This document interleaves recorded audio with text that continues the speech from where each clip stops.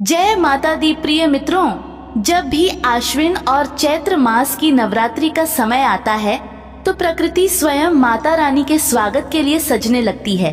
नवरात्रि, जिसका अर्थ है 9 रातें, यह केवल एक पर्व नहीं है, बल्कि यह हमारी आत्मा की शुद्धि, मानसिक बल और देवी दुर्गा की असीम कृपा प्राप्त करने का एक महापर्व है। भक्तों, देवी भागवत पुराण में स्पष्ट रूप से बताया गया है कि जो भी भक्त नवरात्रि के 9 दिनों तक व्रत रखते हैं, उनके लिए केवल भूखे रहना ही व्रत नहीं है। जब तक भक्त माता की प्रतिमा या कलश के समक्ष बैठकर पूरे भक्ति भाव से नवरात्रि व्रत कथा का श्रवण नहीं करते, तब तक उनका व्रत पूर्ण नहीं माना जाता। इसलिए सभी भक्तों को नवरात्रि के पावन दिनों में इस कथा का श्रवण अवश्य ही करना चाहिए। मित्रों, यह कथा हमें सिखाती है कि चाहे जीवन में कितनी भी बड़ी विपत्ति क्यों ना आ जाए, यदि हृदय में माँ जगदम्बे के प्रति सच्ची आस्था है तो माता रानी की कृपा संकट के बादल जल्दी ही छंट जाते हैं। तो चलिए अपने हृदय में पूर्ण श्रद्धा और विश्वास भरते हुए माँ दुर्गा के श्री चरणों का ध्यान करें और उस अत्यंत प्राचीन कथा का रसपान करें, जिसे स्वयं सृष्टिकर्ता ब्रह्मा जी ने देव गुरु बृहस्पति को सुनाया था। सृष्टि के आरंभिक काल की बात है, जब देवलोक में धर्म और ज्ञान की निरंतर चर्चाएं हुआ करती थीं। एक बार देवताओं के गुरु परम ज्ञानी बृहस्पति जी के मन में पृथ्वी लोक के प्राणियों के प्रति अगाध करुणा उत्पन्न हुई। उन्होंने देखा कि मृत्यु लोक में मनुष्य जन्म लेते हैं और आजीवन किसी न किसी दुख, रोग, शोक और दरिद्रता से पीड़ित रहते हैं। उनके कष्टों का निवारण कैसे हो, इसी विचार में मग्न देवगुरु बृहस्पति सीधे ब्रह्मलोक जा पहुँचे। वहां पहुंचकर उन्होंने देखा कि 4 मुखों वाले सृष्टिकर्ता परमपिता ब्रह्मा जी अपने आसन पर विराजमान हैं। बृहस्पति जी ने अत्यंत श्रद्धा पूर्वक ब्रह्मा जी को साष्टांग प्रणाम किया और हाथ जोड़कर बोले, हे ब्राह्मण श्रेष्ठ, हे चराचर जगत के रचयिता, पृथ्वी पर अज्ञान और दुख का भारी अंधकार छाया हुआ है। मैंने वेदों और पुराणों में सुना है कि चैत्र और आश्विन मास के शुक्ल पक्ष में भगवती भवानी माँ दुर्गा के नवरात्र का परम पवित्र व्रत और उत्सव किया जाता है। हे प्रभु, कृपा करके मेरे संशयों का निवारण करें। यह नवरात्र का व्रत क्यों किया जाता है? इसका वास्तविक फल क्या है? इसे किस प्रकार करना उचित है? और इस मृत्युलोक में सबसे पहले इस महान व्रत को किसने किया था? देव गुरु बृहस्पति के इस अत्यंत कल्याणकारी और लोकहित से जुड़े प्रश्न को सुनकर ब्रह्मा जी के मुखमंडल पर एक सौम्य और रहस्यमयी मुस्कान छा गई। उन्होंने अत्यंत गंभीर और मधुर वाणी में कहा, हे बृहस्पति, तुमने समस्त प्राणियों के उद्धार के लिए बहुत ही उत्तम और गूढ़ प्रश्न किया है। ध्यान से सुनो, नवरात्रि का व्रत कोई साधारण व्रत नहीं है। यह साक्षात देवी दुर्गा की आराधना का वह महायज्ञ है जो मनुष्य की संपूर्ण कामनाओं को पूर्ण करने वाला है। इस व्रत के प्रभाव से मनुष्य के जन्म जन्मांतर के पाप कट जाते हैं और उसे सुयोग्य संतान, अपार धन, विद्या और अखंड सुख की प्राप्ति होती है। मैं तुम्हें एक बहुत ही प्राचीन और अद्भुत कथा सुनाता हूँ। इस कथा के श्रवण मात्र से तुम्हारे सभी प्रश्नों का उत्तर मिल जाएगा। ब्रह्मा जी ने अपनी आंखें मूंदी और उस प्राचीन काल का स्मरण करते हुए कथा का आरंभ किया। प्राचीन काल में पृथ्वी पर पीठ नाम का एक अत्यंत सुंदर, विशाल और भव्य नगर हुआ करता था। वह नगर इतना समृद्ध था कि वहाँ की सड़कें साफ सुथरी थीं। ऊंचे ऊंचे महल आसमान को छूते थे और वहाँ के निवासी अत्यंत धर्मपरायण थे। उस नगर के लोग छल कपट से दूर रहकर सदाचार का पालन करते थे।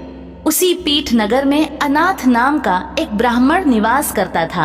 यद्यपि उसका नाम अनाथ था, परंतु वह परम सौभाग्यशाली था, क्योंकि वह कोई और नहीं बल्कि आदिशक्ति भगवती जगदम्बे का अनन्य और परम भक्त था। ब्राह्मण अनाथ का दिन माता भवानी के श्री चरणों में शीश झुकाने से ही आरंभ होता था। वह अत्यंत नियम और संयम से जीवन व्यतीत करता था। उसके घर में एक अत्यंत सुंदर और सुशील कन्या का जन्म हुआ। ब्राह्मण और उसकी पत्नी ने बड़े ही लाड प्यार से उस कन्या का नाम सुमति रखा। नाम के अनुरूप ही सुमति अत्यंत गुणवान, संस्कारी और सभी सद्गुणों से युक्त थी। जैसे शुक्ल पक्ष का चंद्रमा प्रतिदिन अपनी कलाओं के साथ बढ़ता है और अपनी शीतल चांदनी से संपूर्ण आकाश को प्रकाशित कर देता है, ठीक वैसे ही सुमति भी अपने घर आंगन में खेलते हुए बड़ी होने लगी। उसकी सुंदरता, उसका भोलापन और उसके संस्कार पूरे नगर में चर्चा का विषय थे। जो भी उस बालिका को देखता वह बस देखता ही रह जाता। सुमति के पिता ब्राह्मण अनाथ देवी दुर्गा की पूजा और अनुष्ठान को लेकर अत्यंत कठोर थे। उनका एक अटल और कड़ा नियम था कि प्रतिदिन जब वे देवी की पूजा, आरती और हवन करेंगे तो सुमति वहां उनके पास अवश्य उपस्थित रहेगी। बाल्यकाल से ही सुमति अपने पिता के साथ आसन पर बैठकर देवी के पवित्र मंत्रों का श्रवण किया करती थी और यज्ञ की अग्नि में पूर्ण आहुति डाला करती थी। इस नियम में कभी कोई बाधा नहीं आई थी। पिता का यह दृढ़ विश्वास था कि घर की कन्या साक्षात कन्या भवानी का ही रूप होती है और उसकी उपस्थिति के बिना कोई भी हवन या अनुष्ठान पूर्ण रूप से सिद्ध नहीं हो सकता। परंतु समय और भाग्य की गति अत्यंत विचित्र और अगोचर होती है। समय का पहिया कब घूम जाए और जीवन में क्या मोड़ आ जाए, यह कोई भी मनुष्य नहीं जान सकता। देखते ही देखते सुमति अब कुछ बड़ी हो चुकी थी। उसमें बचपन की चंचलता अब भी बाकी थी। एक दिन की बात है, ब्राह्मण अनाथ अपने नित्य नियम के अनुसार प्रातः काल स्नान ध्यान करके माँ दुर्गा की भव्य पूजा की तैयारी कर रहे थे। पूजा गृह में सुगंधित धूप जल रही थी। वेदी सुंदर पुष्पों से सज चुकी थी। हवन कुंड में अग्नि प्रज्वलित हो गई थी और आहुति का शुभ समय हो चला था। परंतु आज आश्चर्य की बात थी कि सुमति पूजा स्थल पर उपस्थित नहीं थी। असल में उस समय सुमति अपनी सहेलियों के साथ नगर के एक विशाल बगीचे में खेल रही थी। खेल कूद में वह इतना मग्न हो गई, अपनी सखियों के साथ दौड़ भाग और हंसी ठिठोली में वह इस कदर खो गई कि उसे समय का तनिक भी भान नहीं रहा। वह यह बिल्कुल भूल गई कि घर पर पिताजी पूजा की थाली सजाए और हवन की सामग्री लिए उसकी प्रतीक्षा कर रहे होंगे। इधर घर पर जब ब्राह्मण अनाथ ने देखा कि हवन का शुभ मुहूर्त और शुभ घड़ी तेजी से बीती जा रही है और बार बार पुकारने पर भी सुमति नहीं आई, तो उनके भीतर का ब्राह्मण सुलभ क्रोध भड़क उठा। उनका क्रोध इतना तीव्र था कि उनका शरीर कांपने लगा और आंखें लाल हो गईं। उन्होंने मंत्रों का उच्चारण रोक दिया। कुछ देर पश्चात जब खेल समाप्त हुआ तो सुमति को अचानक अपने नियम का स्मरण हुआ। वह अत्यंत हड़बड़ी में भागती हुई घर पहुंची। उसने देखा कि पिता अत्यंत क्रोधित मुद्रा में हवन कुंड के पास खड़े हैं और उनके मुख पर भयंकर तेज है। अपनी पुत्री को इस प्रकार विलंब से आते देख ब्राह्मण का संयम टूट गया। उन्होंने अत्यंत कठोर, तीखे और चुभने वाले शब्दों में अपनी पुत्री को डांटते हुए कहा, अरे दुष्ट और अज्ञानी लड़की, तूने आज साक्षात माँ जगदम्बे के पवित्र पूजन और हवन का घोर अपमान किया है। तेरा ध्यान अपने व्यर्थ के खेल कूद में इतना रम गया कि तुझे देवी माँ की आराधना और अपने पिता के नियमों की कोई सुध नहीं रही। मेरे नियम को तोड़ने का दंड तुझे आज अवश्य मिलेगा। जा, मैं आज इसी पवित्र अग्नि के समक्ष यह कठोर संकल्प लेता हूँ कि तेरा विवाह किसी रूपवान, धनवान या योग्य पुरुष से नहीं होगा। तेरा विवाह मैं एक ऐसे व्यक्ति से करूँगा जो एक भयंकर कोढ़ी और कुष्ठ रोगी होगा। यही तेरे इस कृत्य का दंड है। पिता के मुख से निकले इन वज्र के समान कठोर श्राप को सुनकर सुमति के पैरों तले से जमीन खिसक गई। उसका कोमल हृदय भय और दुख से बुरी तरह कांप उठा। उसकी आंखों से आंसुओं की अविरल झड़ी लग गई। वह रोने लगी, परंतु वह एक संस्कारी और धर्म का मर्म जानने वाली कन्या थी। उसने अपने पिता के विरुद्ध एक भी अपशब्द नहीं कहा। उसने अपने आंसुओं को पोंछा, धैर्य धारण किया और अत्यंत शांत स्वर में नम्रता पूर्वक हाथ जोड़कर उत्तर दिया, हे मेरे पूजनीय पिताजी, मैं आपकी कन्या हूँ। आपने मुझे जन्म दिया है, पाला पोसा है, इसलिए मुझ पर आपका अधिकार सबसे बड़ा है। आप मुझे जो भी आज्ञा देंगे मैं उसी आज्ञा का बिना किसी विरोध के पालन करूंगी। यदि आप मेरा विवाह एक कुष्ठ रोगी से करना चाहते हैं तो मुझे आपका यह निर्णय भी सहर्ष स्वीकार है। लेकिन हे पिताश्री, मुझे यह भी पूर्ण विश्वास है कि मेरे भाग्य में जो लिखा है उसे कोई भी मिटा नहीं सकता। मनुष्य केवल कर्म करने के अधीन है, परंतु उस कर्म का फल देना तो उस परम पिता परमेश्वर और माँ भवानी के ही अधीन है। जो भी होगा वह ईश्वर की इच्छा और मेरे भाग्य से ही होगा।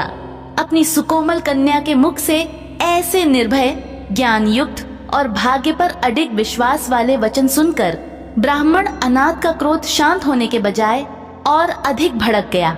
उसके ब्राह्मण अहंकार को गहरी ठेस पहुंची। उसने मन ही मन सोचा कि यह लड़की मेरे श्राप से डरने और क्षमा मांगने के बजाय भाग्य और ईश्वर की बात कर रही है। अत्यंत क्रोध में अंधे होकर उस ब्राह्मण ने उसी दिन बिना किसी दया भाव के नगर के ही एक अत्यंत दरिद्र और भयंकर कुष्ठ रोग से पीड़ित व्यक्ति को खोज निकाला। उस व्यक्ति का शरीर रोग के कारण गल रहा था। अनाथ ने अपनी सुंदर, कोमल और सुसंस्कृत कन्या सुमति का विवाह तुरंत उस कोढ़ी के साथ कर दिया। विवाह के पश्चात जब विदाई का समय आया तो पिता का हृदय नहीं पसीजा। उसने अपनी ही पुत्री को अपने घर से निकालते हुए अत्यंत कटु स्वर में ताना मारा, हे पुत्री, अब जा और अपने कर्म और भाग्य का फल भोग। मैं भी यहाँ बैठकर देखता हूँ कि तेरे भाग्य के भरोसे रहने की यह हठ तुझे जीवन में क्या सुख देती है और तेरा भाग्य तेरा क्या भला करता है। पिता के इन तीखे और कटु वचनों ने सुमति के हृदय को भीतर तक बेध दिया। वह मन ही मन विचार करने लगी, अहो, मेरा कैसा बड़ा दुर्भाग्य है कि एक छोटी सी भूल के कारण मुझे अपने पिता के घर से निकाला गया और एक ऐसा जीवन साथी मिला जो इतने भयंकर रोग से ग्रस्त है। इस प्रकार अपने दुख और अपने दुर्भाग्य पर विचार करती हुई वह नव विवाहिता कन्या, जिसके हाथों की मेहंदी भी अब भी नहीं सूखी थी, अपने बीमार और असहाय पति का हाथ थामे आंखों में आंसू ली नगर की सीमा को छोड़कर एक अत्यंत भयानक और निर्जन वन की ओर चल पड़ी। वह वन इतना डरावना था कि वहां दिन में भी अंधकार छाया रहता था। कंटीली झाड़ियां, विशाल पेड़ और हिंसक पशुओं की आवाजों से भरा वह वन किसी काल कोठरी से कम नहीं था। सुमति और उसके पति अत्यंत गरीब थे। उनके पास न तो खाने को कुछ था, न पीने को जल और न ही रात बिताने के लिए कोई सुरक्षित आश्रय। उस निर्जन वन में एक बड़े से पेड़ के नीचे बैठकर उन दोनों ने अपने जीवन की वह पहली रात अत्यंत भय, भूख और बड़े कष्ट के साथ व्यतीत की। सुमति और उसका कुष्ठ रोगी पति अब उस भयंकर और निर्जन वन में पूरी तरह से अकेले थे। वह वन इतना विकराल और डरावना था कि वहां दिन के समय भी सूर्य की किरणें धरती तक नहीं पहुंच पाती थीं। चारों ओर ऊंचे ऊंचे और अत्यंत घने पेड़ थे, जिनकी शाखाएं एक दूसरे से इस तरह उलझी हुई थीं, मानो कोई मायावी जाल बिछा हो। जमीन पर कंटीली झाड़ियां और सूखे पत्ते बिखरे पड़े थे। उस वन में शेर, बाघ और भेड़िए जैसे हिंसक पशुओं की भयानक दहाड़ गूंजती रहती थी, जिससे किसी भी साधारण मनुष्य के प्राण सूख जाएं। सुमति, जो कल तक एक संपन्न ब्राह्मण के घर की अत्यंत लाडली कन्या थी, जिसने अपने पिता के घर में मखमली गद्दों के सिवा कभी कठोर जमीन पर पैर नहीं रखा था, आज वह पत्थरों, कांटों और ऊबड़ खाबड़ रास्तों पर चलने को विवश थी। उसके कोमल पैरों में कांटे चुभ रहे थे, जिनसे रक्त की धारा बह रही थी, परंतु उस पतिव्रता स्त्री के मुख से अपने भाग्य या अपने पिता के विरुद्ध दुख की एक भी आह तक नहीं निकली। उसके पति का शरीर कुष्ठ रोग कोट के कारण अत्यंत भयंकर पीड़ा से गुजर रहा था। जगह जगह से उसके शरीर का मांस गल रहा था, त्वचा फट रही थी और उसमें से असहनीय दुर्गंध आ रही थी। वह एक एक कदम चलने में असमर्थ था। वह बार बार दर्द से कराहता और अपनी नव विवाहिता पत्नी सुमति से कहता, हे कल्याणी, मेरे भाग्य में तो यह कोढ़ का रोग लिखा ही था, परंतु मेरे कारण तुझे यह भयानक दुख भोगना पड़ रहा है। तू बहुत सुंदर और गुणवान है। तू मुझे यहीं इस वन में मेरे हाल पर छोड़ दे और अपने घर वापस लौट जा। मेरा अंत अब निश्चित है। परंतु सुमति का हृदय अत्यंत दृढ़, पवित्र और धर्म से बंधा हुआ था। उसने अपने आंसुओं को पोंछा, अपने पति के चरण स्पर्श किए और अत्यंत नम्रता पूर्वक कहा, हे प्राणनाथ, हे स्वामी, अग्नि को साक्षी मानकर मैंने आपका हाथ थामा है। आप ही मेरे सर्वस्व हैं और मेरे लिए परमेश्वर के समान हैं। एक पत्नी का सबसे बड़ा धर्म उसके पति की सेवा करना है। चाहे सुख हो या दुख, महल हो या यह भयानक जंगल, मैं आपका साथ जीवन में कभी नहीं छोड़ूंगी। मेरे भाग्य में जो दुख बदा है वह तो मुझे भोगना ही पड़ेगा। हम इसी वन में रहकर ईश्वर की आराधना करेंगे। सुमति के इस अगाध प्रेम और पतिव्रता धर्म को देखकर उसका पति निशब्द रह गया। सुमति ने बिना हार माने बड़ी मेहनत से पत्तों और सूखी लकड़ियों को इकट्ठा करके वन के एक कोने में एक छोटी सी झोपड़ी बनाई। वह प्रतिदिन सुबह उठकर अपने पति के घावों को नदी के शीतल जल और वन की जड़ी बूटियों से धोती, उन्हें साफ करती और दिन भर उस भयानक जंगल में भटक भटक कर कंदमूल और जंगली फल इकट्ठे करती ताकि अपने पति का पेट भर सके। वह स्वयं कई कई दिनों तक भूखी रह जाती थी, लेकिन अपने पति की सेवा में उसने कभी कोई कमी नहीं आने दी। देखते ही देखते समय बीतने लगा। प्रकृति का चक्र घूमा और धीरे धीरे आश्विन मास का परम पवित्र समय आ गया। यह वही समय था जब पृथ्वी पर माता रानी के नवरात्रि का उत्सव बड़ी धूमधाम से मनाया जाता था। वन में रहते हुए सुमति को दिन और तारीख का ठीक से ज्ञान तो नहीं था, परंतु उसकी माता के लिए सच्ची भक्ति ने उसे भीतर से प्रेरित किया। वन के वातावरण में आए बदलाव और खिलते हुए पुष्पों को देखकर उसे स्मरण हो आया कि कैसे वह अपने पिता के साथ बैठकर माँ दुर्गा की आराधना किया करती थी और कैसे यह समय माता के व्रत का होता है। सुमति ने मन ही मन निश्चय किया कि चाहे उसके पास पूजा की कोई सामग्री न हो, धूप दीप न हो, सुंदर वस्त्र न हो, फिर भी वह अपनी सच्ची श्रद्धा से माँ भवानी का 9 दिनों का व्रत अवश्य करेगी। उसने अपनी झोपड़ी के बाहर की भूमि को लीप कर एक छोटी सी मिट्टी की वेदी बनाई। वन के ताजे और सुगंधित फूलों को तोड़कर उसने माता का आसन सजाया। पास बहने वाली नदी से अत्यंत शुद्ध जल लाकर उसने एक छोटे से मिट्टी के पात्र में कलश की स्थापना की और देवी का आवाहन किया। पहले दिन से ही सुमति ने अन्न और जल का पूर्ण रूप से त्याग कर दिया। वह निर्जला व्रत रखते हुए दिन रात केवल माँ जगदम्बे का ध्यान करने लगी। उसका पति रोग की भयंकर पीड़ा से कराहता रहता और सुमति एक हाथ से उसकी सेवा करती और दूसरे हाथ से माता के ध्यान में मग्न रहती। हे दुर्गति नाशिनी, हे जगत जननी, हे अम्बे, हे समस्त दुखों को हरने वाली माँ, मुझ निरपराध अबला पर दया करो। यही प्रार्थना हर समय उसके सूखे होठों पर रहती थी। 3 दिन बीते, 5 दिन बीते और फिर 7 दिन भी बीत गए। भूख और प्यास के कारण सुमति का शरीर सूख कर कांटा हो गया था। उसकी आंखों के नीचे गहरे काले गड्ढे पड़ गए थे और अत्यधिक कमजोरी के कारण उससे उठा भी नहीं जा रहा था। लेकिन उसकी भक्ति की लौ में कोई कमी नहीं आई।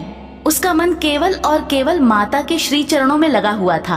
अंततः नवरात्रि की महाअष्टमी और महानवमी की मध्य रात्रि का समय आया। सुमति पूरी तरह से निढाल होकर माता की वेदी के सामने बेसुध सी गिरी हुई थी, परंतु उसके होंठ अब भी माता का नाम जप रहे थे। अचानक उस घने और भयानक अंधकारमय वन में एक ऐसी अद्भुत और अलौकिक घटना घटी जिसने प्रकृति के सारे नियम बदल दिए। उस भयंकर अंधकार को चीरता हुआ एक अत्यंत दिव्य, प्रकाशवान और तेजपुंज चारों ओर फैल गया। वह प्रकाश इतना शीतल और सुखद था कि वन के सभी हिंसक पशु शांत होकर बैठ गए। सुमति की बंद और कमजोर आंखें उस दिव्य तेज के प्रभाव से अचानक खुल गईं। उसने अपने सामने जो दृश्य देखा, उसे देखकर उसकी आंखों से अविरल आंसुओं की धारा बह निकली। उसकी सारी थकान और पीड़ा पल भर में लुप्त हो गई। उसके ठीक सामने एक विशाल और तेजस्वी सिंह पर सवार होकर स्वयं आदिशक्ति माँ भगवती दुर्गा साक्षात प्रकट हुई थीं। माता का रूप अत्यंत मनमोहक, करुणामयी और तेजोमय था।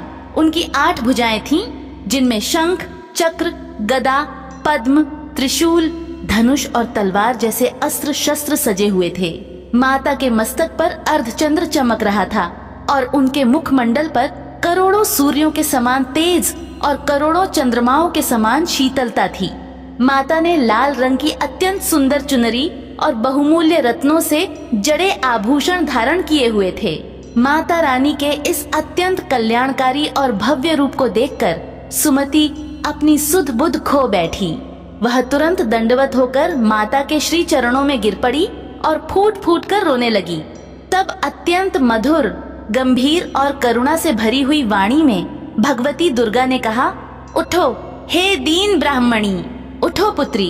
मैं तेरी इस कठोर तपस्या और अगाध भक्ति से अत्यंत प्रसन्न हूँ। तेरी सच्ची निष्ठा और इस भयानक विपत्ति में भी तेरा अपने पति के प्रति धर्म देखकर मेरा हृदय द्रवित हो गया है। उस गरीब और असहाय बालिका की ऐसी दशा देख देवी ने कहा, हे ब्राह्मणी, तुम जो चाहो सो वरदान मुझसे मांग सकती हो। भगवती दुर्गा का यह स्नेहपूर्ण वचन सुन सुमति ने हाथ जोड़कर गदगद कंठ से पूछा, हे कांतिमयी माता, आप कौन हैं? कृपया अपना परिचय देकर मेरा उद्धार करें। सुमति का ऐसा भोला वचन सुन देवी ने मुस्कुराते हुए कहा, हे पुत्री, मैं आदिशक्ति भगवती हूं। मैं ही ब्रह्म विद्या और मैं ही सरस्वती हूं। मैं ही सृष्टि का निर्माण, पालन और संहार करने वाली हूं। अपने भक्तों पर प्रसन्न होने पर मैं उनके सभी दुख और दरिद्रता दूर कर उनको अखंड सुख प्रदान करती हूं। हे ब्राह्मणी, मैं तुझ पर तेरे पूर्व जन्म के अपार पुण्यों और इस जन्म की तेरी निर्मल भक्ति के प्रभाव से अत्यंत प्रसन्न हूं। तुम जो भी वरदान मांगना चाहो निसंकोच होकर मांग सकती हो। इस प्रकार माँ दुर्गा के अमृत के समान वचन सुनकर सुमति ने अत्यंत विनम्रता से कहा, हे माँ, अगर आप मुझ अनाथ और अबला पर सचमुच प्रसन्न हैं तो हे दुर्गे, कृपा करके मेरे पति का यह भयंकर कोढ़ दूर कर दीजिए। मेरे लिए इससे बड़ा कोई वरदान नहीं है। माँ दुर्गा ने मुस्कुराते हुए कहा, हे सुमति, तुम्हारे पूर्व जन्म के अपार पुण्य हैं। तुमने जो इस जन्म में नवरात्रि का यह महाव्रत किया है, उस व्रत का केवल एक दिन का पुण्य अपने पति का कोढ़ दूर करने के लिए अर्पण करो। तुम्हारे उस पवित्र पुण्य के प्रभाव से तेरा पति इसी क्षण कोढ़ से मुक्त हो जाएगा। इस प्रकार देवी के वचन सुन वह ब्राह्मणी अत्यंत प्रसन्न हुई। अपने पति को निरोग करने की तीव्र इच्छा से उसने हाथ जोड़कर जैसे ही तथास्तु कहा, उसी क्षण एक अद्भुत चमत्कार हुआ। भगवती माँ दुर्गा की असीम कृपा से सुमति के पति का शरीर पूर्ण रूप से स्वस्थ हो गया। उसके शरीर के सारे घाव भर गए, उसकी सारी पीड़ा समाप्त हो गई और उसका शरीर शुद्ध सोने के समान चमकने लगा। वह अत्यंत सुंदर, बलवान और आकर्षक हो गया। यह अद्भुत चमत्कार देखकर सुमति और उसका पति दोनों गदगद हो गए। वे दोनों देवी दुर्गा के चरणों में गिर पड़े और अश्रुपूर्ण नेत्रों से माता का धन्यवाद करते हुए उनकी महिमा का गुणगान करने लगे। हे दुर्गे, आप दुर्गति को दूर करने वाली हैं। आप तीनों लोगों का संताप हरने वाली, समस्त दुखों को दूर करने वाली, रोगी मनुष्य को निरोग करने वाली, दुष्टों का नाश करने वाली और प्रसन्न होकर मनोवांछित वर देने वाली साक्षात जगत की माता है। हे अम्बे, मुझ निरपराध अबला को मेरे ही पिता ने कुष्ठ रोगी के साथ ब्याह कर घर से निकाल दिया था। पिता से तिरस्कृत होकर मैं इस निर्जन वन में भटक रही थी। हे माता, आपने मेरा इस भयानक विपदा से उद्धार किया है। हे देवी, मैं आपको बारंबार प्रणाम करती हूँ। आप सदा मेरी रक्षा करें। सुमति की स्तुति और भक्ति को देखकर सिंह पर सवार जगत जननी माँ दुर्गा अत्यंत प्रसन्न हुई। उन्होंने सुमति के सिर पर हाथ फेरते हुए कहा, अत्यंत मधुर और करुणा भरी वाणी में कहा, हे सुमति, तेरे इस व्रत और मुंह तक पहुंचने का रहस्य केवल इस जन्म की भक्ति में नहीं बल्कि तेरे पूर्व जन्म के एक अनजाने पुण्य में छुपा है। यह सुनकर सुमति ने हाथ जोड़कर आश्चर्य से पूछा, हे माता, मेरे पूर्व जन्म का वह कौन सा रहस्य है जिसके कारण मुझे आप जैसी साक्षात आदि शक्ति के दर्शन प्राप्त हुए? कृपा करके मेरे उस जन्म का वृत्तांत मुझे सुनाएं। माँ दुर्गा ने सुमति को उसके पूर्व जन्म का रहस्य बताते हुए कहा, हे सुमति, ध्यान से सुनो। तुम्हारे पूर्व जन्म में भी तुम एक अत्यंत पतिव्रता और धर्मपरायण स्त्री थी, परंतु उस जन्म में तुम्हारा पति एक निषाद शिकारी और चोर था। वह अपने परिवार का पेट पालने के लिए चोरी और लूटपाट किया करता था। एक दिन तुम्हारे पति ने नगर के एक बहुत बड़े सेठ के यहाँ भारी चोरी की। दुर्भाग्यवश भागते समय राजा के सैनिकों ने उसे देख लिया। सैनिकों ने उसका पीछा किया और तुम दोनों पति पत्नी को एक साथ पकड़ लिया। माता ने आगे कहा, राजा के आदेश पर सैनिकों ने तुम दोनों को एक अत्यंत अंधेरे और भयानक कारागार में डाल दिया। उस कारागार में न तो सूर्य की किरण पहुंचती थी और न ही कोई सुख सुविधा थी। संयोगवश जिस दिन तुम दोनों को उस काल कोठरी में डाला गया, उसी दिन से चैत्र मास की नवरात्रि का पवित्र समय आरंभ हुआ था। उस कठोर कारागार में 9 दिनों तक तुम्हें और तुम्हारे पति को न तो खाने के लिए अन्न का एक दाना मिला और न ही पीने के लिए जल की एक बूंद मिली। हे सुमति, उन 9 दिनों तक तुम दोनों भूख और प्यास से तड़पते रहे, परंतु अनजाने में ही सही तुमने लगातार 9 दिनों तक बिना अन्न जल ग्रहण किए निर्जला उपवास किया। 10वें दिन जब तुम्हें कारागार से निकाला गया, तब तक अनजाने में ही तुम्हारा वह पवित्र नवरात्रि का व्रत पूर्ण हो चुका था। हे ब्राह्मणी, उस अनजाने में किए गए व्रत के महापुण्य के प्रभाव से ही इस जन्म में तुम्हें एक उत्तम ब्राह्मण कुल में जन्म मिला और आज साक्षात मेरे दर्शन पाने का यह परम सौभाग्य प्राप्त हुआ है। अपने पूर्व जन्म का यह अद्भुत और रहस्यमयी वृत्तांत सुनकर सुमति के नेत्रों से प्रेमाश्रु बहने लगे।